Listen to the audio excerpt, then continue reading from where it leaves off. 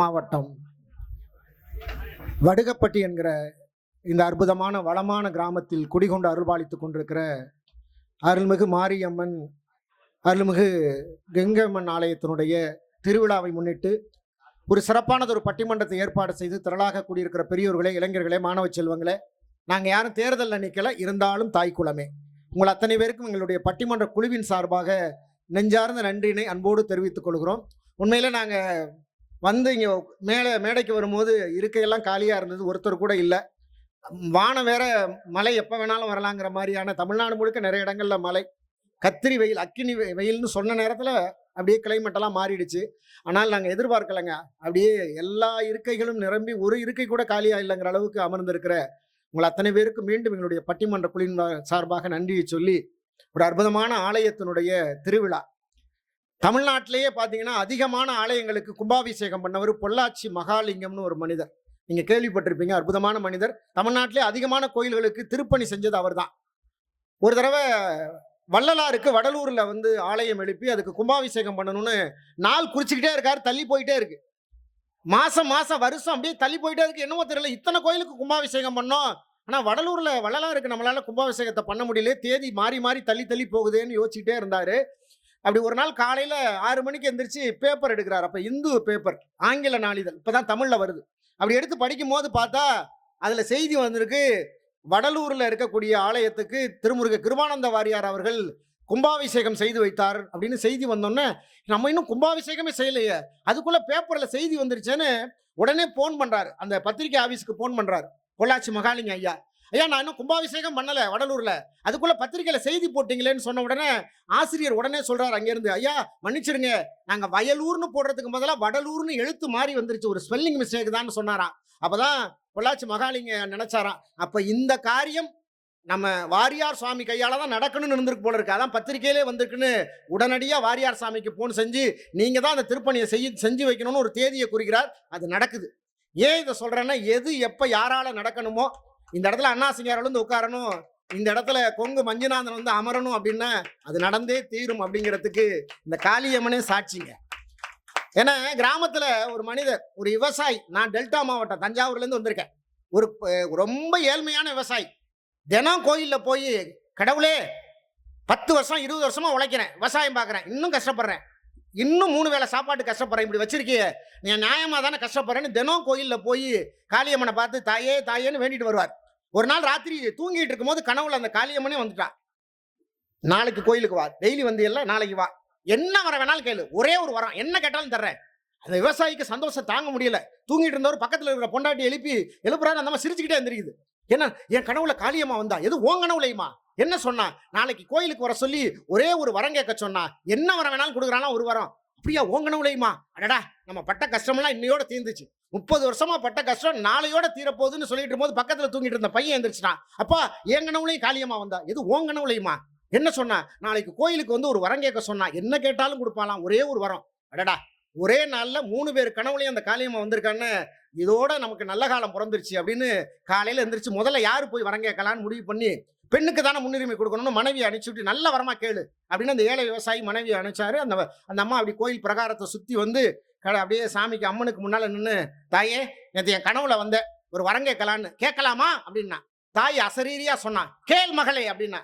இந்த அம்மா ஏழை விவசாயினுடைய மனைவி கேட்டா, இந்த ஊரில் எல்லாரும் என்னை கிண்டல் பண்ணுறாங்க, கருவாச்சின்னு, நான் கருப்பு அசிங்கமாக இருக்கேனா, அதனால இந்த ஊர் என்ன, இந்த நாட்டிலே நான் தான் பேரழகியாக மாறணும், வரங்குடு.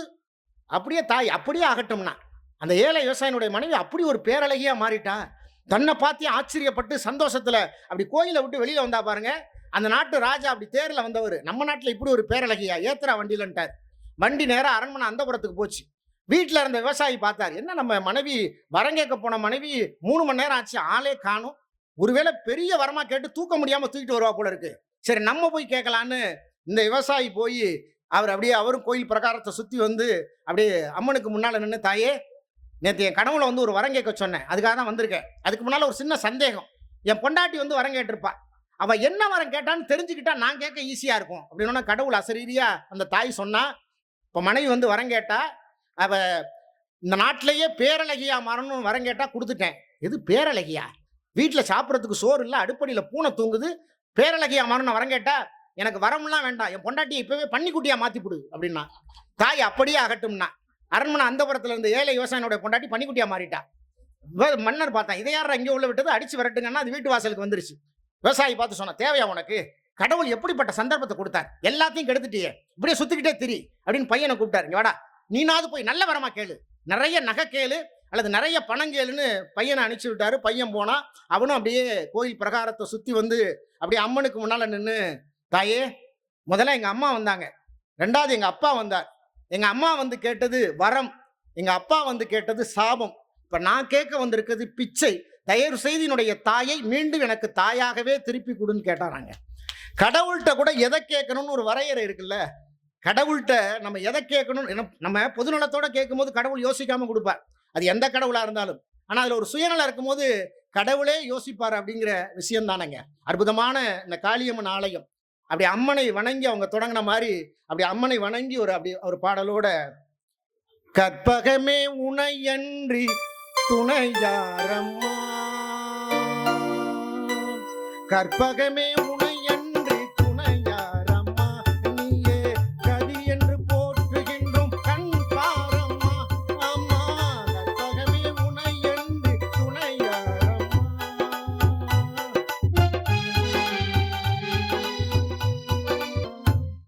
மீண்டும் அந்த காளியம்மனை வணங்கி, உண்மையிலே ஒரு அற்புதமான விழாவில் எப்படி ஒரு திருவிழா நடக்கணும் அப்படிங்கிறதுக்கான உதாரணமாக இந்த வடுகப்பட்டி ஆலயத்தினுடைய இந்த திருவிழா நடந்துகிட்டு இருக்கு. வாழ்க்கையில் நிறைய விஷயங்களை நம்ம கடந்து வந்திருக்கோம். அதுவும் சமீபத்துலலாம் எனக்கு தெரிஞ்சு வாழ்க்கையில் நான் ஒரு விஷயம் சொன்னால் எல்லாரும் ஒத்துக்குவாங்க. ஏன்னா இந்த கூட்டத்தில் நான் பார்க்குற எல்லா வயதினரும் இருக்கீங்க. 5 வயசு இருக்குது, 60 வயசு இருக்குது, 80 வயசு, எல்லாரும் இருக்கீங்க, எல்லா வயதினரும். ஆனால் நான் ஒரு அனுபவத்தை சொன்னால் நம்ம எல்லாரும் ஒத்துக்குவோம். எனக்கு தெரிஞ்சு இந்த தலைமுறை நாம தான் எல்லாத்தையும் பார்த்துருக்கோங்க. வாழ்க்கையில் ஒரு நோய் தொற்று வந்துச்சு, பலவிதமான நோய் நமக்கு வந்துச்சு. டெங்கு காய்ச்சல், பன்றி காய்ச்சல், பறவை காய்ச்சல், இப்போ வந்து கொரோனா வரைக்கும் பல நோய் தொற்று. அதுக்கு முன்னால் பார்த்தீங்கன்னா இயற்கை சீற்றம், கஜா புயல், தானே புயல், ஏகப்பட்ட வித்தியாசமான புயலெல்லாம் சந்தித்தோம். இத்தனையும் பார்த்த ஒரு தலைமுறைன்னு அது நாம தாங்க. நம்ம 3 வருஷத்துக்கு முன்னால் பிறந்திருந்தா கொரோனா தெரிஞ்சிருக்காது, 20 வருஷத்துக்கு முன்னாலே செத்து இருந்தா சுனாமி தெரிஞ்சிருக்காது. இத்தனையும் பார்த்த ஒரு தலைமுறைன்னு நம்ம தான். பல விஷயத்த கடந்து வந்திருக்கோம். அதுவும் இந்த கொரோனாவில் எல்லாம் பார்த்தீங்கன்னா நம்மலாம் யோசிச்சு பார்த்தோமாங்க, வாழ்க்கையில் அப்படி இந்த மாஸ்க்கை கட்டிட்டு தெரியும்னு. மாஸ்க்கு எங்கள் பக்கத்து வீட்டில் ஒருத்தன் இருக்கான், கலட்டவே மாட்டாங்க, தூங்கும் போது கூட மாஸ்க்கை போட்டுட்டு தான் தூங்குவான். எனக்கு என்னடா அதுங்க, அரசாங்கம் சொல்லியிருக்குல்ல விழிப்புணர்வாக இருக்கணும், கலட்ட மாட்டியாடான்னு. இந்த இருமல் தும்மல் வந்தால் மட்டும் கலட்டி வச்சிருவேங்கிறான்.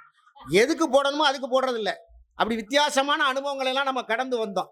ஆஸ்பத்திரியில் இடம் இல்லைன்னாங்கங்க, மருத்துவமனையில் பெட்டு இல்லை, சிபாரிசு எம்எல்ஏக்கு போகுது, எப்படியாவது எங்கள் தாத்தாக்கு கொரோனா, ஒரு பெட்டு இடம் வாங்கி கொடுங்க மருத்துவமனையில், ஏதோ நிலம் வாங்கி கொடுங்கிற மாதிரி இடம் வாங்கி கொடுங்கன்னு சொன்ன காலம் போக, சுடுகாட்டிலையும் இடம் இல்லைங்க, மதுரையில் வந்து கியூவில் நிற்கிது, அதுக்கு சிபாரிசு எம்எல்ஏக்கு ஃபோன் பண்ணி, எப்படியாவது 3 நாள் ஆச்சு அவர் இறந்து போய் கொரோனாவில், சீக்கிரம் உள்ள அனுப்பிச்சிருங்க. அந்த மின்சார சுடுகாடு, எப்படிப்பட்ட அனுபவத்தெல்லாம் நம்ம சந்திச்சு வந்திருக்கோம். உண்மையிலே நான் ஒரு பாட்டு, இந்த இளைஞர்களுக்கெல்லாம் இந்த பாட்டு தெரியும், அது ஒரு காதல் பாட்டு தான். ஆனால் அதை நான் இப்போ பாடுனேன்னா அது கொரோனாவுக்காகவே அந்த கவிஞன் எழுதியிருப்பாரோன்னு தோணும். ஒரு 4 வருஷத்துக்கு முன்னால் அந்த பாட்டு தான். அந்த பாட்டை கேட்டிங்கன்னா இப்போ கேளுங்களேன், அது கொரோனாவுக்காகவே காதல் பாட்டு மாதிரி தெரியாது. போன உசுறு வந்துருச்சு என்ன தேடி திரும்ப தந்துருச்சு, போன உசுறு வந்துருச்சு என்ன தேடி திரும்ப தந்துருச்சு, இது போல ஒரு நாளும் வர வேண்டாம் இனிமேலும், நொடி கூட எட்டி இருக்காத என்ன விட்டு நீயும் முன்ன செல்ல நினைக்காத. கேட்டா எப்படி இருக்கு, கொரோனாவுக்கு எழுதின பாட்டு இருக்கு, காதல் பாட்டு மாதிரியா இருக்கு. வாழ்க்கையில பல விஷயங்களை கடந்து வந்திருக்கோங்க. இன்னைக்கு ரொம்ப யதார்த்தமான தலைப்பு. வாழ்க்கையில இந்த தலைப்புக்கு எனக்கு சம்பந்தம் இல்லைன்னு யாரும் சொல்ல முடியாது. எல்லாருக்கும் பொருத்தமான ஒரு தலைப்பு இன்னைக்கு கொடுத்துருக்கோம். வாழ்க்கையில எது மகிழ்ச்சியை தரும், சொத்து பத்தா சொந்த பந்தமா? சொத்து பத்து தான் சொல்றதுக்கு இந்த 3 பேர், இல்ல சொந்த பந்தம் தான் சொல்றதுக்கு இந்த 3 பேர். ஏன்னா வாழ்க்கையில நம்ம எப்பவுமே பரபரப்பா தான் இருக்கும். சில பேரெல்லாம் பாருங்களேன், எனக்கு டென்ஷனே கிடையாது சார், டென்ஷனே கிடையாது அப்படின்னு டென்ஷன் ஆயிடுறான். இன்னும் சில பேரை பாருங்க, வாழ்க்கையில் எனக்கு எந்த பிரச்சனையும் கிடையாது சார், எல்லா கடமையும் முடிச்சிட்டேன், எந்த பிரச்சனையும் கிடையாது அப்படின்னு நம்மகிட்ட பிரச்சனை பண்றான். இப்படியே பரபரப்பா தெரிஞ்சுக்கிட்டு இருக்கிற நேரத்தில் இன்னைக்கு உண்மையிலே எது தேவை, வாழ்க்கையில நம்ம சந்தோஷம், நம்முடைய குடும்ப உறவுகள், நம்ம வாழ்க்கையில மகிழ்ச்சியா இருக்கிறதுக்கு இந்த சொத்து பத்து பணம் வேணுமா அல்லது இந்த பாசம் வேணுமான்னு கேட்டு ஒரு அற்புதமான பட்டிமன்றம். நீங்கள் இந்த கூட்டத்தில் நிறைய பெரியவங்க இருக்கீங்க. நான் ஒரு விஷயத்த சொல்லிட்டு தொடங்கினா நல்லா இருக்கும்னு நினைக்கிறேன். நான் சமீபத்தில் நேரில் பார்த்தது சொன்னால் நீங்கள் ஆச்சரியப்படுவீங்க. நான் கண்ணால் நேரில் பார்த்ததுனால சொல்கிறேன். பொதுவாக நம்ம வீட்டில் ஒரு பழக்கம் இருக்குது. இந்த அமாவாசை அன்னைக்கு என்ன பண்ணுவோம்னா மத்தியானம் படையல் வைப்போம். படையல் வச்சு உடனே நாம் சாப்பிட மாட்டோம், பிள்ளைகளுக்கு கொடுக்க மாட்டோம். காக்காவுக்கு சோறு வைப்போம். அது நம்ம பழக்கம், ஐதீகம். பிள்ளைங்கள்லாம் பசியில் கத்தும், காக்காவுக்கு சோறு வைக்கணும், நம்முடைய முன்னோர்கள். அது காக்காவுக்கு வச்சாதான் நம்ம சாப்பிடணும்னு கான்னு கத்துவோம், வந்து தொலையாது வேற. ஒரு வழியாக காக்காவுக்கு சோறு வச்சுட்டு அப்புறம் நம்மலாம் சாப்பிட்ற பழக்கம் தானே. 6 மாதத்துக்கு முன்னால் சென்னைக்கு போயிருந்தாங்க. எங்கள் அக்கா பசங்க அடையாறில் அடுக்குமாடி குடியிருப்பில் இருக்கான், 7வது மாடியில் இருக்கான். அன்னைக்கு அமாவாசை போல இருக்கு, எனக்கு தெரியல. மத்தியானம் படையல் எல்லாம் சரி சாப்பிட போகிறேன்னு உட்கார போகிறேன். காக்காவுக்கு வைக்கணும்னா, ஏய் இங்கே எப்பட்றா காக்கா வரும், கிராமத்திலே காக்கா வர மாட்டேங்குது, அதுவும் அடுக்குமாடி குடியிருப்பில் 7வது மாடியில் இருக்க, எப்பட்றா காக்கா வரும், அதெல்லாம் வரும் அப்படின்னா.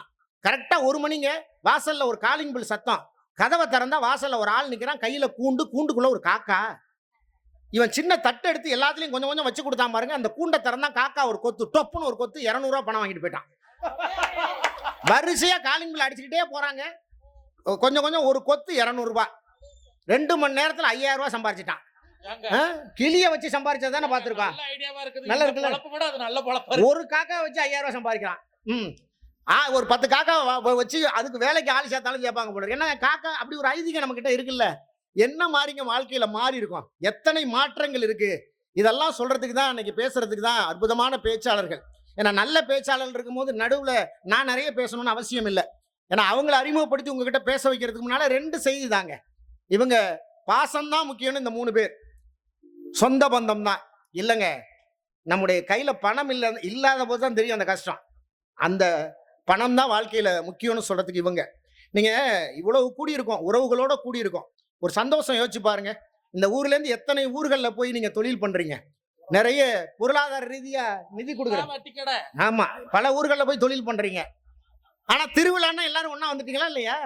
திருவிழா வந்துட்டீங்களா இல்லையா? ஒரு விசேஷம், தீபாவளி பொங்கல்னா எல்லாரும் ஒண்ணு கூடிடுறோமா இல்லையா? உறவுகளுக்கு முக்கியத்துவம் கொடுக்குறாங்க. அந்த சந்தோஷம் தானங்க முக்கியம்னு சொல்றதுக்கு தான் இவங்க. நீங்க ஒன்னு யோசிச்சு பாருங்க. நம்ம படிச்சதுதான், பாடத்துல படிச்சதுதான். முதல்ல ஆம்ஸ்ட்ராங் போய் நிலாவுல கால் வச்சாராம். எல்லாரும் ஆச்சரியப்பட்டோம். அடேப்பா, லட்சம் கிலோமீட்டருக்கு அந்த பக்கம் இருக்கு, நிலாவில் போய் ஒரு மனுஷன் போய் ராக்கெட்ல போய் காலை வச்சிருக்கானேன்னு ஆச்சரியப்பட்டோம். ஒரு நிருபர் ஓடி போய் ஆம்ஸ்ட்ராங் அம்மாவை தேடி கண்டுபிடிச்சு, எங்க உங்க பையன் நிலாவில் கால் வச்சுட்டானா அப்படின்னா அந்த அம்மா சொன்னது, அவன் நிலாவில் கால் வச்சுட்டான்னு நீங்க எல்லாம் சந்தோஷப்படுறீங்க, அவன் திரும்ப நல்லபடியா எப்போ பூமியில கால் வைப்பானோ அதுதான் எனக்கு சந்தோஷமான நாள்னு சொன்னாங்களாங்க.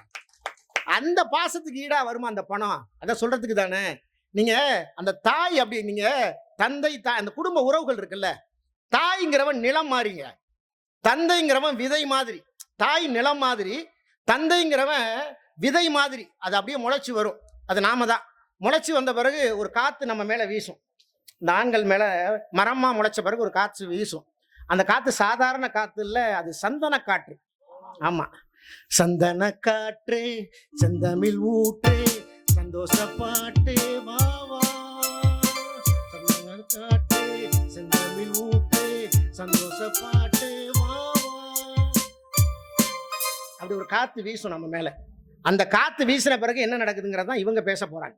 வாழ்க்கையில இந்த சொந்த உறவுகள்லாம் இன்னைக்கு ஒன்னா இருக்கமாங்க. இன்னைக்கு திருவிழாவில் ஒண்ணு கூடி இருக்கமே தவிர, பல குடும்பத்துல ஒன்னா உட்காந்து ஒருவேளை சாப்பிட்றாங்களா? ஒருவேளை சாப்பாடு. பையன் சொல்றான், நந்தா ஒரு முக்கியமான போனு, சின்ன பையன் அவன் செல்லுல விளையாண்டுக்கிட்டு இருக்கான், ஏமா நான் அப்புறம் சாப்பிட்றேன். யாருமே ஒன்னா உட்காந்து காலையில 9 மணிக்கோ இல்ல மதியானம் 1 மணிக்கோ ஒன்னா உட்காந்து சாப்பிட்றாங்களா? ஆளுக்கு ஒரு நேரம். என்ன உறவுகள் இருக்குன்னு சொல்றதுக்கு தாங்க இவங்க. ஏன்னா பணம்ங்கிறது பாதாளம் வரைக்கும் பாயுன்னு சொல்லுவாங்க. பணம் 10 செய்யணும் பெரியவங்க சொல்லி வச்சாங்க அப்படின்னா பணத்தோட அருமை. ஏன்னா வள்ளுவரே சொல்லியிருக்காரு 2000 வருஷத்துக்கு முன்னால, அருள் இல்லாருக்கு அவ்வுலகம் இல்லை, ஆனா பொருள் இல்லாருக்கு இவ்வுலகம் இல்லை. செத்த பிறகு அங்க என்ன நடக்குன்னு நமக்கு தெரியாது. ஆனா வாழும் போது இந்த பொருள் தானே முக்கியம். ஏன்னா ஒரு பெரிய உங்களை மாதிரி இந்த வடுகப்பட்டிலேருந்து போன ஒருத்தர் சென்னைக்கு போனார். போய் இந்த மாதிரி ஒரு பெரிய மேடையை மெரினா பீச்சில் போட்டார். போட்டு இந்த மாதிரி ஒரு மைக்கு பிடிச்சி பேசினார்.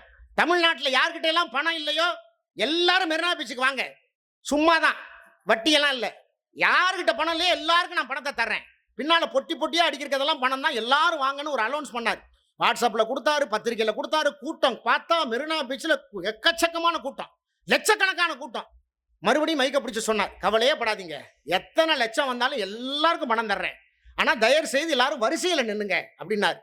பார்த்தா மெரினா பீச்சில் ஆரம்பிச்ச வருஷம் செங்கல்பட்டு வரைக்கும் நிக்குது. அவர் சொன்னார் செங்கல்பட்டு வரைக்கும் இல்ல, பாண்டிச்சேரி வரைக்கும் நின்னாலும் எல்லாருக்கும் பணம் உண்டு. ஆனா என்ன ஒரு கண்டிஷன், முதல்ல நிக்கிற ஆளுக்கு ரூபா, ரெண்டாவது நிக்கிற ஆளுக்கு 2 ரூபா, 10வது நிக்கிற ஆளுக்கு 10 ரூபா, 100வது நிக்கிற ஆளுக்கு 100 ரூபா, லட்சாவது நிக்கிற ஆளுக்கு லட்ச ரூபான்னாருல. கூட்டம் கலைஞ்சு போச்சு. வாடான்னா வரமாட்டாங்க.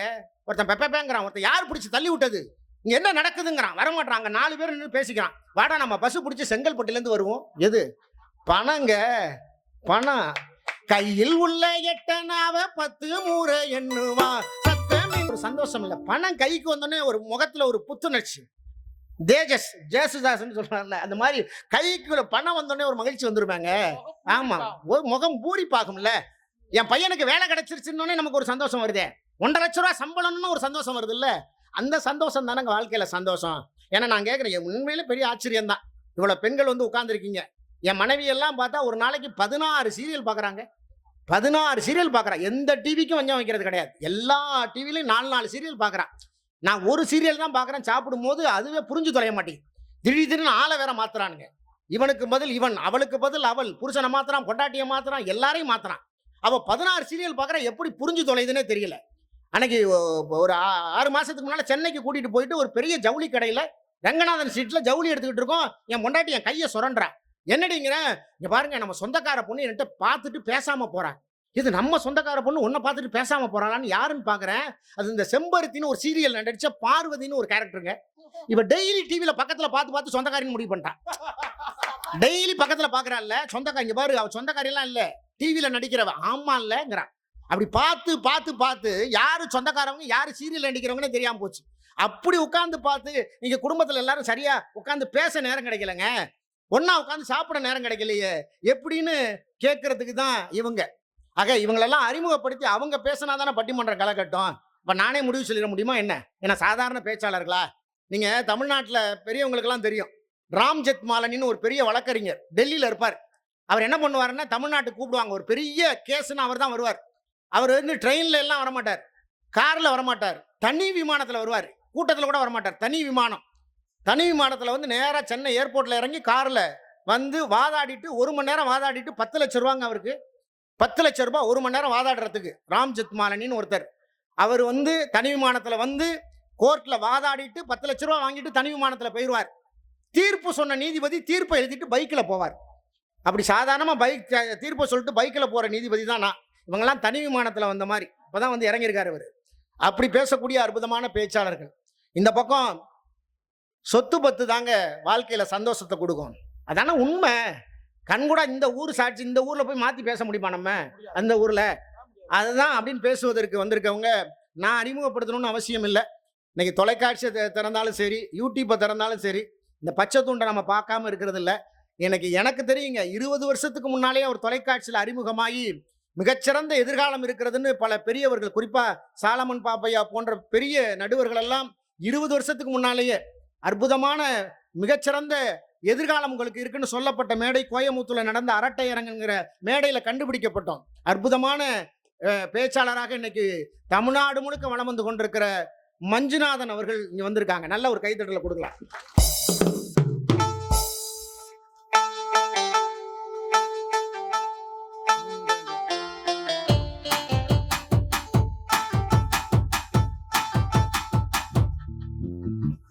நான் இந்த பாட்டு இவருக்கு போட மாட்டீங்களோன்னு நினைச்சேன். ஆசைய காத்துல தூது விடுறாங்க. தூது மாறி போச்சு.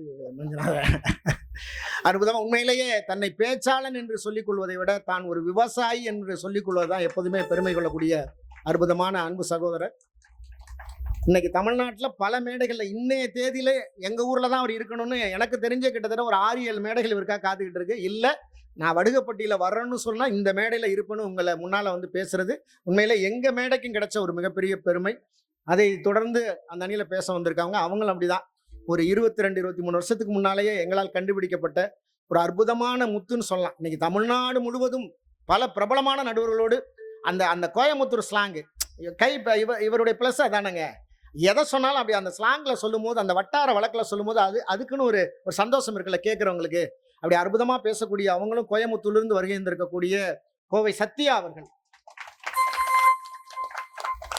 அதை தொடர்ந்து பேசக்கூடிய தம்பி இன்னைக்கு நீங்க யூடியூப்பை திறந்தா இளைஞர்களுக்கு தெரியும் அவருடைய பேச்சு இன்னைக்கு வந்து எவ்வளவு பெரிய தன்னம்பிக்கையான விஷயங்களை, குறிப்பா கல்யாண மாலை, சன் டிவியில் வரக்கூடிய சிறப்பு பட்டிமன்றம் ஐயா சாலமன் பாப்பையா தலைமையில் சமீபத்தில் அவர் பேசினார். எனக்கு தெரிஞ்சு இன்றைய இளைய சமுதாயம் நிறைய பேர் பேசிட்டு இருக்கோம், பெரியவங்கலாம் இருக்காங்க. அடுத்த 2வது தலைமுறை இருக்கு, 3வது தலைமுறை பேச்சாளராக வந்திருக்கக்கூடியவர் அவரு. எனக்கு தெரிஞ்சு அற்புதமான மிகச்சிறந்த எதிர்காலம் இருக்கக்கூடிய இளைஞர்கள் அப்படின்னு குறிப்பிட்டு சொன்ன ஒரு 5000 பேர் தான் தமிழ்நாட்டில் மிகச்சிறப்பான எதிர்காலம் பேச்சுத்துறையில் இருக்குன்னு அப்படி அடிச்சு சொல்லக்கூடிய, கண்டிப்பாக மிகச்சிறந்த உயரம் அவருக்கு காத்திருக்குன்னு சொல்லக்கூடிய அற்புதமான பேச்சாளர் ஹரி பாலகிருஷ்ணன் அவர்கள்.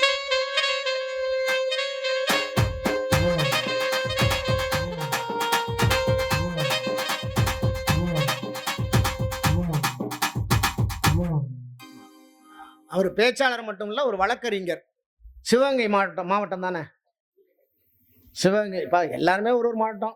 சிவகங்கை, கோயம்புத்தூர், ஈரோடு, நான் தஞ்சாவூர், இந்தம்மா புதுக்கோட்டை, அந்தம்மா ஈரோடு, அரியலூர், மேடையில் எல்லாம் ஆளுக்கு ஒரு மாவட்டத்தை இதெல்லாம் ஒருங்கிணைச்சு கொண்டு வரணும்னா இவரை தவிர வேற யாராலையும் முடியாது. தேனி, அது ஈரோடு கொஞ்சம் ஜாஸ்தியா இருக்கும் போல இருக்கு. ஆமா, இந்த பக்கம் எல்லாம் சொத்து பத்து தான் சொல்றதுக்கு இவங்க இல்லை அப்படியெல்லாம் முடிவு பண்ணாதீங்க, நாங்கள் எல்லாம் பேசுகிறோம் அப்புறம் முடிவு பண்ணலாம் அப்படின்னு சொல்கிறதுக்கு, சொந்த பந்தம் தான் பேசுகிறதுக்கு இந்த 3 பேர். இன்றைக்கி தமிழ்நாட்டில் பட்டிமன்ற பேச்சாளர்கள் இன்னைக்கு கூடுதலான சிறப்பு இசையோட நிகழ்ச்சி அப்படிங்கிறத மக்கள் விரும்புகிறாங்க. அந்த இசையோட, ஏன்னா இசை யாருக்குங்க பிடிக்காது? கடவுளே இசை பிரியர் தானே. ஒரு கடவுள் கையில் புல்லாங்குழல் வச்சிருக்காரு, ஒரு கடவுள் வீணை வச்சிருக்கிறாரு, ஒரு கடவுள் அது என்ன வீணை வச்சிருக்காரு. இந்த மாதிரி கடவுள்களே இசை பிரியர்களா இருக்கும் போது மனிதர்கள் நம்ம ஏமாத்துறங்க. அற்புதமாக பாடக்கூடிய, எனக்கு தெரிஞ்சு தமிழ்நாட்டு பட்டிமன்ற உலகத்துல மிகச்சிறப்பாக பேசி பாடக்கூடிய ஒரு சிலர்ல அற்புதமாக பாடக்கூடிய புதுக்கோட்டை மாவட்டம் ஆலங்குடியிலிருந்து வருகின்றிருக்கக்கூடிய அற்புதமான பேச்சாளர் ராணிகுமார் அவர்கள்.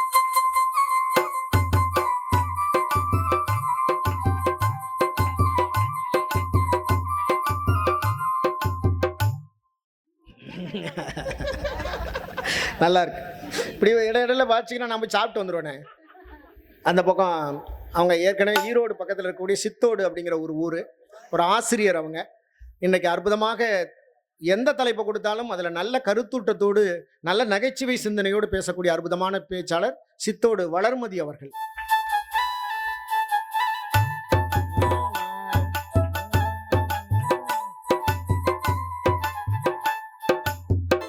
பெரிய எதிர்பார்ப்பெல்லாம் கூட்டுறாங்க. அடுத்த பாட்டு என்னவா இருக்குமோ, அடுத்த ஆளுக்கு என்ன பாட்டா இருக்குமோங்கிற அளவுக்கு எதிர்பார்ப்பு கூட்டுறீங்க. இல்ல, கூட்டிட்டு வந்தவன் நானு. நாங்க நம்ம அண்ணன் போட்டு குத்துருமோ வாயில.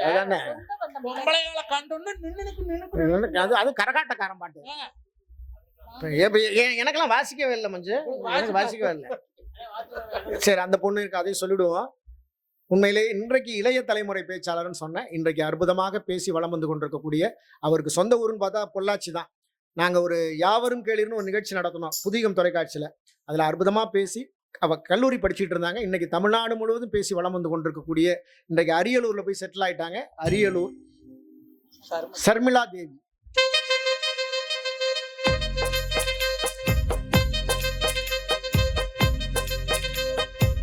இவங்களை ஒன்றும் பண்ண முடியாதோ? ஒரு பாட்டு போட்டேன். நான் வந்து உட்கார்ந்தாலும் வாய்ச்சிருக்கலாம்ல ஏதாவது ஒண்ணு. சரி,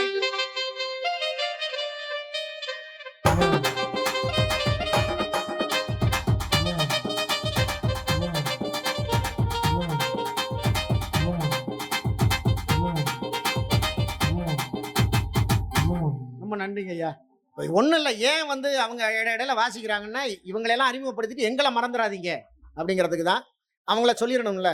தேனியிலேருந்து வருகின்றிருக்கக்கூடிய அற்புதமான கீபோர்டு இசைக்கலைஞர் மகேஷ் அவர்கள். சாதாரண விஷயம் இல்லைங்க, ஏன்னா அவருக்குன்னு ஒரு இசைக்குழு இருக்கு. அதில் வாசிக்கிறதுங்கிறத தாண்டி பட்டிமன்றத்தில் நாங்கள் என்ன பாடுவோம், எப்போ நிறுத்துவோம், எப்போ முடிப்போம் எங்களுக்கே தெரியாது. எல்லா இடத்திலும் சிறப்பான இசை வழங்கி வரக்கூடிய அற்புதமான இசைக்கலைஞர் அவர். அதே போல ஈரோட்டிலிருந்து வருகின்றிருக்கக்கூடிய பேடு இசைக்கலைஞர் செந்தில் அவர்கள். ஆடியோ நிறுவனம் பேர், அவங்க பேரு ராஜா, ராஜாதி ராஜா. அற்புதமான ஆடியோ. உண்மையிலே இந்த நிகழ்வை ஏற்பாடு செய்து கொடுக்கக்கூடிய இந்த வடுகப்பட்டியை சார்ந்த அத்தனை பொதுமக்களுக்கும் மீண்டும் எங்களுடைய குழுவின் சார்பாக நெஞ்சார்ந்த நன்றியை சொல்லி, உடனடியாக உங்கள் கைத்தட்டலோடு வாழ்க்கையில குடும்பத்துல மகிழ்ச்சிக்கு காரணம் சொத்து பத்து தான் அப்படின்னு உங்கள் கைத்தட்டலோடு மஞ்சுநாதன் கோபி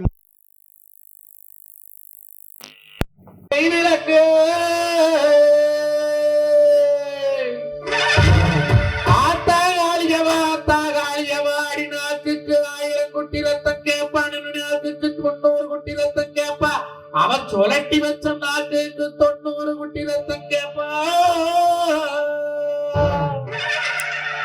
இன்னைக்கு ஒத்த கரும்பும் அப்பா ஒரு சாந்த வேலை அப்பா உத்தி சந்தையிலே கரும்பு குட்டி சொல்லட்டிக்கிட்டு என்ன விதமாடி வர 7 கண்ணிகளே ஓடாடி வாங்க நம்ம வாடி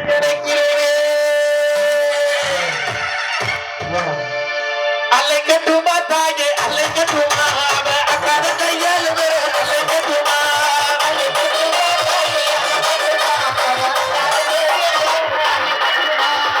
அலைக்கட்டுமா தாயே அலைக்கட்டுமா அச்சரடியால் அலைக்கட்டுமா அலைக்கட்டுமா தாயே அலைக்கட்டுமா அச்சரடியால் அலைக்கட்டுமா.